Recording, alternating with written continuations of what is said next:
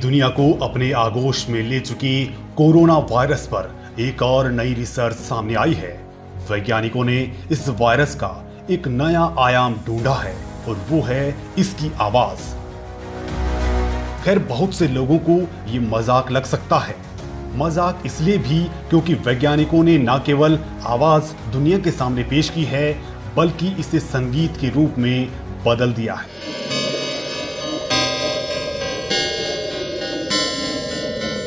जी हाँ, ठीक सुन रहे हैं आप। अब तक आपने कोरोना वायरस की तस्वीरें देखी हैं, अलग अलग तरह की तस्वीरें, कभी चीन के वैज्ञानिकों वाली तो कभी अमेरिका वाली। तो हाल ही में भारत की ओर से कोरोना की तस्वीरें जारी की गई थी। कोरोना का कोहराम है, लेकिन वैज्ञानिकों ने इस बीच वो कर दिखाया है जो कल्पना से बहुत दूर की कोड़ी है। कोई सोच भी नहीं सकता कि इसकी कोई आवाज भी हो सकती है।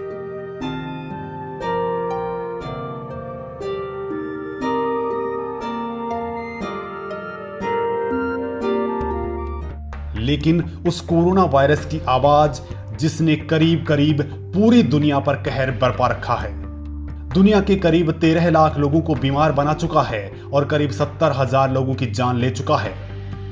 वैज्ञानिकों ने उस कोरोना वायरस की आवाज दुनिया तक पहुंचा दी है।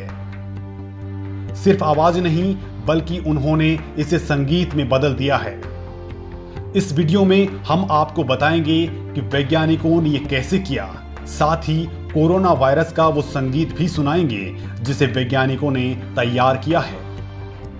वैज्ञानिकों ने कहां किया ये रिसर्च?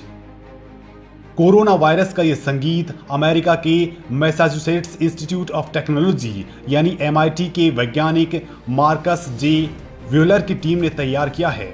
MIT के प्रोफेसर और musician Markus Buehler artificial intelligence model का इस्तेमाल कर नए प्रोटीन डिजाइन करते हैं, उन्हें आवाज में भी बदल देते हैं। व्यूलर के मुताबिक कोरोना वायरस के स्पाइक प्रोटीन ने भी उनका ध्यान खींचा और उन्होंने इस प्रोटीन का अध्ययन कर इससे 1 घंटे 49 मिनट और 48 सेकंड का म्यूजिक तैयार किया है। व्यूलर की रिसर्च टीम ने सोनिफिकेशन टेक्नोलॉजी के जरिए ये संगीत तैयार किया है। इसे बनाने में कोरोना वायरस की ऊपरी सतह पर मौजूद कंटीला प्रोटीन लेयर अमीनो एसिड से बना होता है। यही लेयर किसी व्यक्ति की कोशिकाओं को छेदता है और वायरस शरीर में प्रवेश कर जाता है। एमिनो एसिड्स का ये ढांचा DNA की तरह घुमावदार यानी हेलिकल होता है और जब इस ढांचे में कंपन होता है तो इसमें से आवाजें निकलती हैं। वैज्ञानिकों ने कोरोना वायरस के इस कंटीले प्रोटीन से मिले एमिनो एसिड के हेलिकल ढांचे को अलग अलग नोड पर रखा, जिससे ये संगीत निकला। यानी वैज्ञानिकों ने कोरोना वायरस की पूरी जेनेटिक इंफॉर्मेशन यानी जेनेटिक कोड्स को संगीत में बदल दिया है। बेहद जटिल क्यों है कोरोना वायरस? कोरोना वायरस यानी SARS-CoV-2 जैसा एक वायरस भले ही आंखों से दिखाई नहीं देता है, लेकिन फिर भी इसकी संरचना बहुत जटिल होती है। ये एक गोलाकार वायरस है जिसकी ऊपरी सतह पर कांटे जैसे स्पाइक प्रोटीन होते हैं जो आसानी से मानवीय कोशिकाओं से जुड़ जाते हैं और फिर उनके अंदर घुसकर उसके ही संसाधनों का इस्तेमाल कर अपने जैसे वायरस बनाने लगते हैं। ये कोशिका में इतने घुल मिल जाते हैं कि इनसे निपटने के लिए शरीर के इम्यून सिस्टम की एंटीबॉडी इन्हें पहचान नहीं पाती। इस वायरस का तोड़ निकालने के लिए शोधकर्ता इस वायरस की गहराई को समझने में जुटे हैं और इसके साथ ही उसके इलाज के लिए भी प्रयोग कर रहे हैं। कोरोना म्यूजिक पर वैज्ञानिकों ने क्या कहा? MIT के वैज्ञानिकों ने कहा है कि म्यूजिक के ऊपरी और निचले नोट से पता चलता है कि वायरस के प्रोटीन में एमिनो एसिड की संरचना कहाँ मजबूत और कहाँ कमजोर है, जिससे ये पता चलता है कि किस नोट में ये वायरस इंसान की कोशिकाओं को अटैक करता है। इससे ये भी पता चलता है कि इस वायरस के हमले को कैसे रोका जा सकता है। साइंस की भाषा में इसे मॉलिक्यूलर मॉडलिंग कहा जाता है। संगीत से वैज्ञानिकों को क्या हासिल होगा? MIT के वैज्ञानिकों ने कोरोना वायरस के इस संगीत को अपने डेटाबेस में डाला है, ये पता करने के लिए कि उनके डेटाबेस में पहले से मौजूद कोई प्रोटीन इस वायरस के प्रोटीन के साथ किस तरह रिएक्ट करता है। उनका कहना है कि डेटाबेस में मौजूद जो प्रोटीन इस वायरस के प्रोटीन को दबा देता है, उससे कोरोना वायरस को खत्म करने की दवाई बनाई जा सकती है। यानी वो प्रोटीन इस वायरस के लिए एंटीडोट का काम करेगा।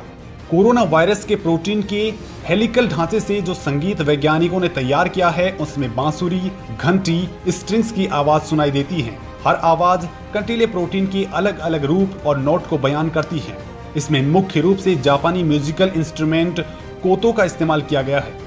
किसी वायरस के संगीत के लिए किन वाद्य यंत्रों का इस्तेमाल करना है ये वैज्ञानिकों पर निर्भर करता है। ज्यादा कारगर क्यों है ध्वनि तकनीक? प्रोफेसर व्यूलर के मुताबिक वायरस और इसके स्पाइक प्रोटीन की पूरी जानकारी संगीत में बदलने से उसे समझने और उसका तोड़ निकालने के लिए अध्ययन में वैज्ञानिकों को आसानी हो सकती है, क्योंकि प्रोटीन की जानकारी को समझने में ध्वनि काम को आसान बना देती है। यही बात कोरोना के स्पाइक प्रोटीन पर भी लागू होती है। इससे वैज्ञानिक प्रोटीन का नए नजरिए से अध्ययन कर सकते हैं और पता लगा सकते हैं कि दवाई और एंटीबॉडी प्रोटीन और वायरस के किस हिस्से में ज्यादा कारगर साबित हो सकती है, जिससे वायरस इंसानों पर असर करना बंद कर दे। व्यूलर का मानना है कि इंसानी दिमाग ध्वनि को ज्यादा जल्दी और अच्छे से समझ लेता है। वो ध्वनि की पिच, तीव्रता, मेलोडी, तय और ताल जैसे सिंपली आइडेंटिफाई कर सकता है।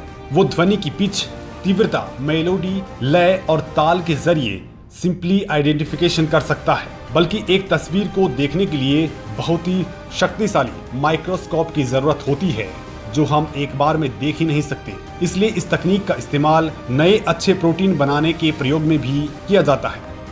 वैसे हम आपको डिस्क्रिप्शन बॉक्स में उस संगीत और इस खोज से जुड़े महत्वपूर्ण लिंक्स आपके साथ शेयर कर रहे हैं।